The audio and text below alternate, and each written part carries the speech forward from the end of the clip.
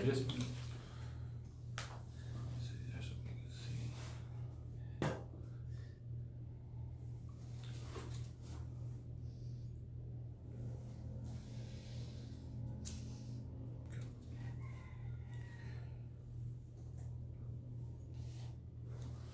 Good afternoon, Louie C. the Mayor checking in.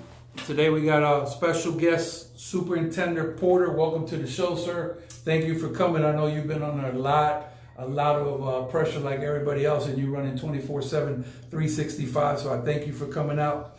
We are live from our new studio. Thank you, FloridaKeysInjury.com, 302 Southern Street. Thank you, Mark Lyons, for your contributions to first responders and the community. So how's it going at the good old school board, sir? You know, we're doing very well, Louie. We're pretty excited about coming back and taking on this challenge.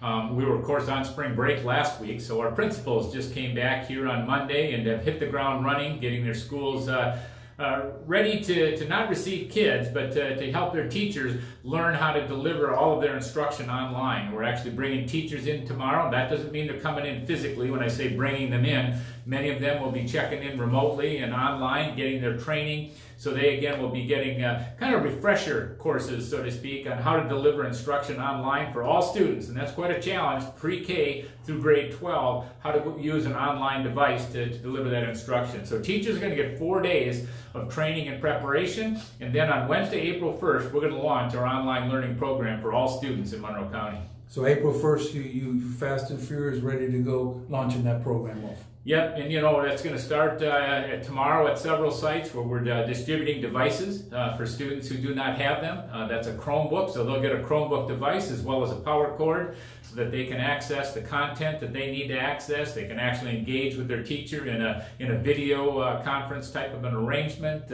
Any student that doesn't have that capability at home, we will be providing them with the device. Now, of course, the second challenge for many of those kids is they don't have internet access. Well, Comcast has offered a free internet access program for 60 days for free. So if they contact their school, the school can help direct them to that Comcast resource. It's kind of hard. Normally you tell people go to the website, but if you don't have internet, you can't go to the website. Right. So contact the school and they'll help you get a hold of the resources so that you can work with Comcast to get free internet access for the next 60 days. That's outstanding, and I think it takes brilliant minds to move mountains. And that's what we're doing here. So I'm going to go over a couple things here, just going on in general. And if you have any questions for Superintendent Porter, this will be the time to go ahead and answer them. We'll try to see if we can get to a couple questions. Make sure you share the video, turn notifications on, and start watch parties. Everybody out here watching, thank y'all. We love y'all. There's no need to panic. We're going to get through this day by day. We're going to make these things happen.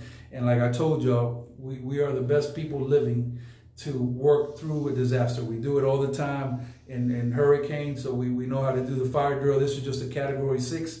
We're going to get through this, and we're going to be ready if ever, God hoping another Category 6 don't happen, we'll be ready.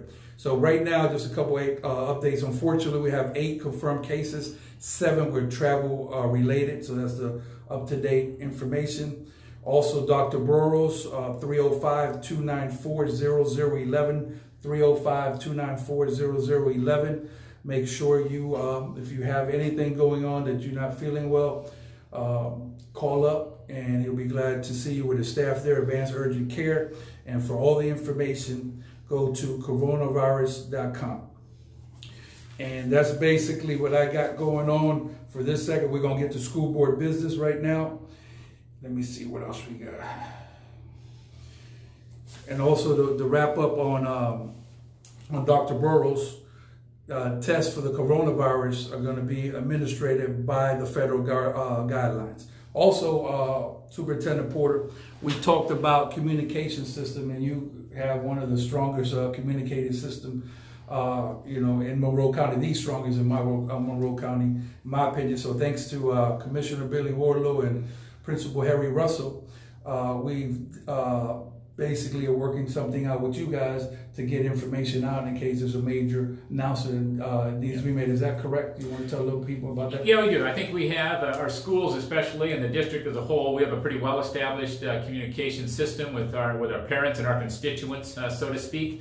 And sometimes we use it as a robocall type of thing. Sometimes we use it as actually we can roll out text messages that way, or we can roll out email messages as well. So, we are a little protective of that audience that we have, but certainly we are very interested in partnering with the city to help and get some messages out to families and to young people, particularly for services that are directly related to our families and our students. So we've been using those pretty effectively. I know some people get a little bit irritated by that constant phone call, but we also know that one time doesn't necessarily get the message through. So we will continue to try to get the word out and get the word through to our students and to our families so that they know all the services that we have available for them.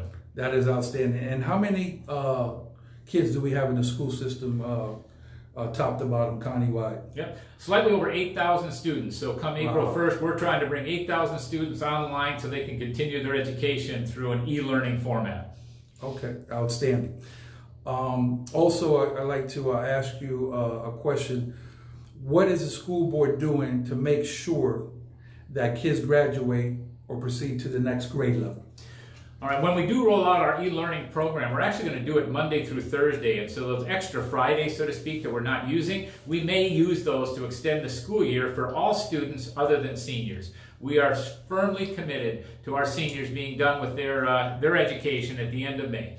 And so we'll do whatever is necessary with our e-learning platform and format to get them across the finish line, so to speak. That's one of our highest and top priorities, is to get those kids across that finish line so that they graduate. Many of them have plans after graduation, so we do not want to interrupt or disrupt any of the plans of our seniors. Okay, I'm going to skip around over here because me and you off camera was talking about lunches, and we're not getting that word out to us. Listen, I need y'all really listen to Louie See the Mayor podcast. I need y'all to share the video, put on the watch parties notifications right now, because this is critical, and I want to make sure we get this out. This is the most important thing here. So what are we doing to feed children? Well, Louie, this actually started on Monday. Credit to our food service department for putting this together. We have a meal distribution program that is taking place at 7 school sites, and I believe it's 3 additional community sites. And it's a free lunch and breakfast for the next morning that students can pick up between 11 and noon, Monday through Friday, at virtually any one of our schools. I know, for example, we've got a distribution going at Key West High. We've got distribution at Horace O'Brien. Point Siena is coming online, I think, tomorrow. Gerald Adams is doing distributions. And I think probably one of the most important ones we've got is out at Bernstein Park. Stock Island. Yep. Stock Island's the future, I told y'all. Well, right there, we know that a lot of the Gerald Adams kids, it's not possible for them to get across US 1 over to their school. And let me emphasize a couple of unique things about this program. Number one, it's any student 18 years of age and under. You do not have to be in the free and reduced lunch category. Anybody. Yes, and you do not have to go to your school. You can go to the nearest school and you can pick up that lunch. And the only trick to the system is, and this is a federal guideline that we have to follow, only the student can pick up the lunches. Louie, you can't go and pick up a bunch of lunches for some young kids or whatever. Gotcha. As much as you'd be willing to do that, we can't do it that way. Gotcha. We have to have the kids there. Follow the rules. Yep, and I know that's tough for parents, because some of them don't have vehicles or don't have ways to get their kids. So we're looking at alternatives, and I don't want to go into those in any great detail yet, but we've been distributing only about 700 meals a day, and we know the demand and the need is way, way higher than that. So we're hoping we can see that number go up in the days ahead. Okay, so you heard it there from the super. You guys need to get that word out and basically get that information out, because I know that in Stock Island we're definitely not taking advantage of that. You want to say something? Yeah, I do, because when the numbers go up, we're going to come back and give full credit to Louie See the Mayor podcast. We'll figure that's what made it happen. You know what? I'm going to tell you this, super. I don't do this for any type of views or any type of stuff like this. This is what needs to be done. And, because of gentlemen like you and people around here, we're going to get through this stuff or whatever. As we know, a lot of people are scared, panic, and our job is to get information out there. But one way, another, in case you're watching from Alaska right now, Key West High, we got 11 state championships. And it's not easy to win state championships. But on this level, Mr. Porter, we're trying to win the world championship, because this is a world problem, not only for Key West. And I think we've been doing great, and I appreciate all your service and everything you've done, for the community. I know you're outgoing soon, but I'm glad we got you on the podcast, and I know we're going to have you before it's all out. So I just want to say thank you again for your efforts. Thank you, Louie. Like I said, this is important. We know how important education is for our young people, and really what we're faced with here now is the final quarter of the 2019-20 school year that just is going to happen in a different way. And I want to emphasize to those who might be watching, parents included, this is not homeschooling. We're not expecting parents to educate these children. Our teachers are going to be well prepared to deliver online instruction so that they will continue to focus on all the right standards, all of the right information that our kids need to be responsible for as they try to complete their whatever grade they're currently in. And that's really our goal. We don't want our kids to all those third graders, we want them to finish third grade this year. Those kids that are in seventh grade, we want them to finish seventh grade this year. So that when we start the following school year, kids are in the same position that they should be in. And we haven't lost anything. And one of the keys to that, and this is maybe the good news, we do not have to do any state testing in the month of May. Normally, we test the heck out of kids, more than I wish we did, in the month of May. But now the month of May can be entirely about instruction.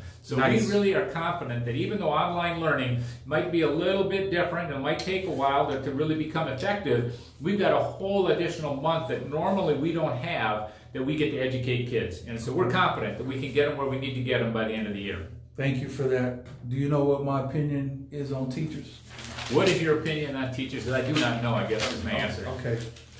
Teachers should be the highest profession paid in the world and planets above and beyond. And this is not because we're sitting here. Anybody that knows me, I say that. And I've been I've been dying to ask this question.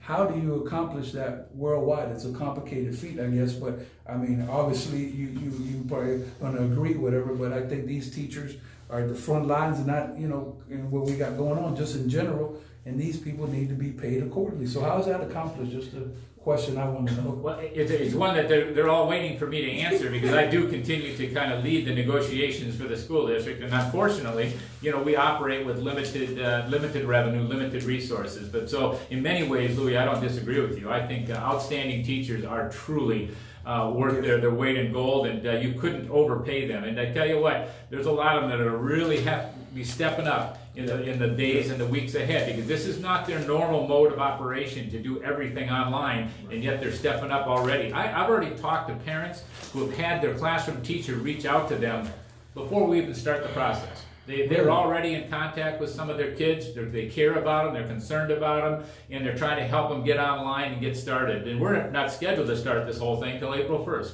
Okay, and let me ask you this. Are any teacher jobs in jeopardy?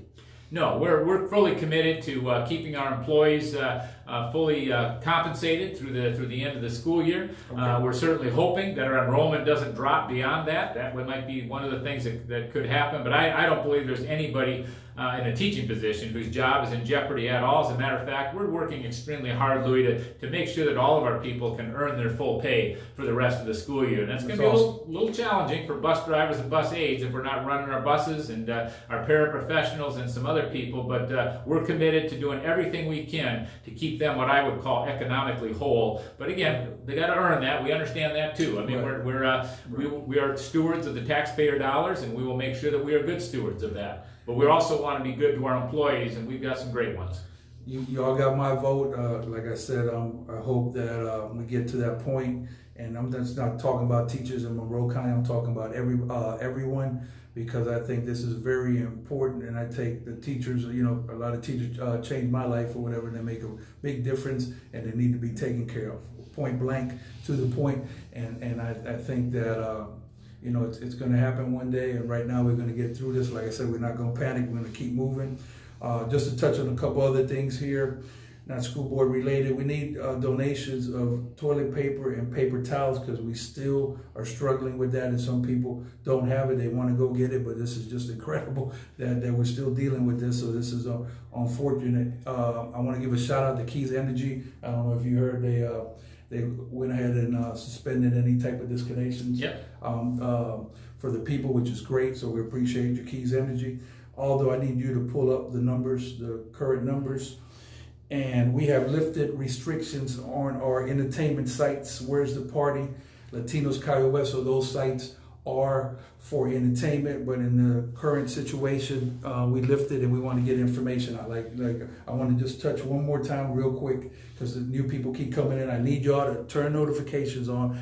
do watch parties and share the video. If you don't do anything today, do this stuff or whatever, because you will benefiting people and human beings right now. Can you just tell them real quick again about the food distribution, what you got in the short version, in case some people came in here, because I think we need to get this word. I need all of y'all. I need y'all to post about this, because these numbers are not where they need it. I know there's people going out there hungry. We can't have this. Yeah.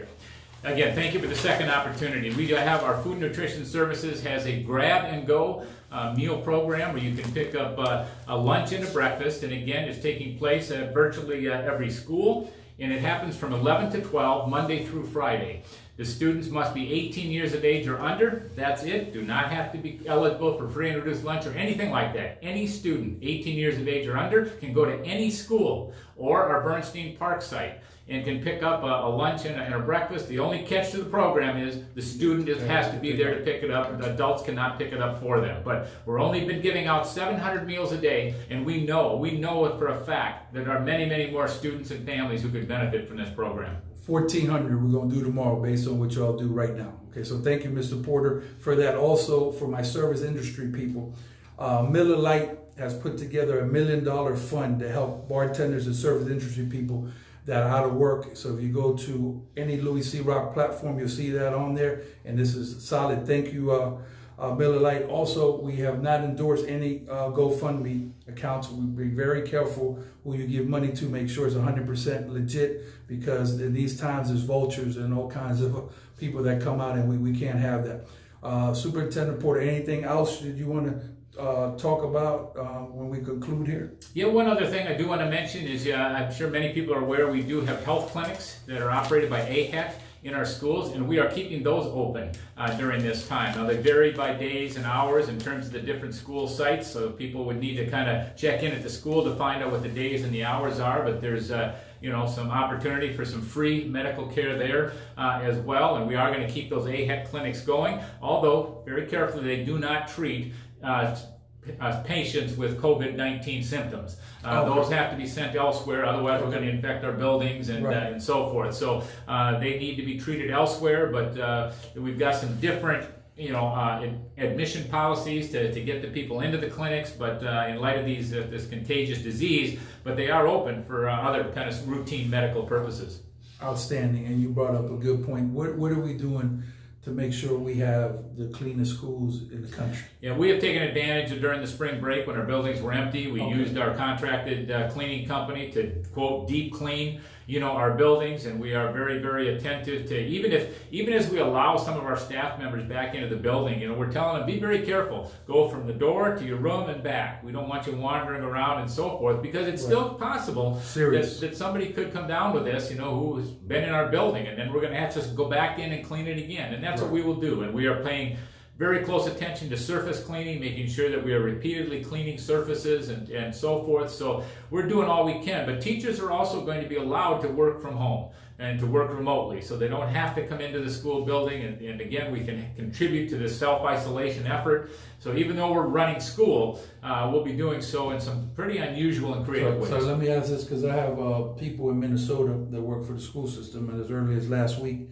they were still requiring for them to go to the school. So Monroe County, they don't have to be physically in the school. They can work from home. That's what we're doing right now. Yep, they still need to put in a full day's work, but you can do it from virtually any location, so long as you have the necessary computer access and equipment to be able to do your job and do what needs to be done with your students. That sounds outstanding. So Louie C. the Mayor, share the video, notifications on. And tomorrow on the show, we have Mr. Joe Walsh coming in, representing Fogarty's, along with a lot of other bars, and we're going to talk about service industry stuff. So I love y'all. Thank you again, Mr. Porter, for coming in and getting this information out, and we're going to do everything starting this second to bring that number up. I'm going to check with you tomorrow, see if we got that number up from 700, see if we can get 1,400, because this is very critical. If we said anything today, this is critical.